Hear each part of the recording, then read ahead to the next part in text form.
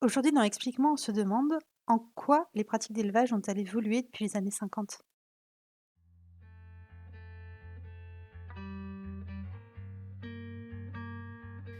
Alors, ça dépend où on se place, parce que les pratiques d'élevage, elles sont très différentes si on est en France, si on est au Burkina Faso ou si on est au Vietnam, par exemple, ou aux États-Unis.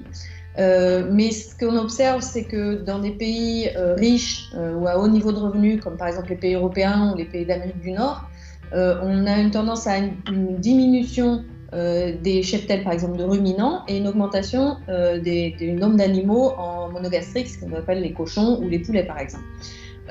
Donc ça a déjà une évolution importante, c'est-à-dire qu'on a un changement d'espèce.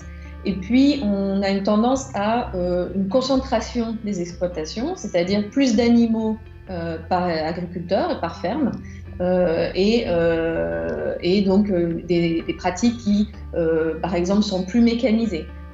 Par exemple, en élevage mécanisé, ça veut dire on a des plus gros tracteurs pour labourer des champs où on fait pousser du maïs pour nourrir les animaux, ou des plus gros tracteurs pour couper le foin.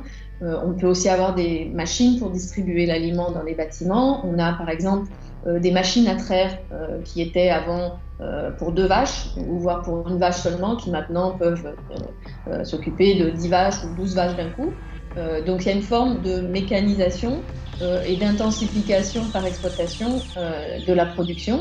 Mais ça ne veut pas dire que c'est une tendance générale et universelle, parce qu'on a en même temps une forme de production d'élevage, plusieurs formes de production d'élevage qui restent très familières, très basées sur des pratiques traditionnelles, parfois dans les mêmes pays. Hein. Par exemple, si on prend le cas de la France, on a des exploitations assez larges, assez grandes, avec beaucoup d'animaux, puis d'autres avec peu d'animaux, par exemple des exploitations de montagne qui utilisent beaucoup d'estives.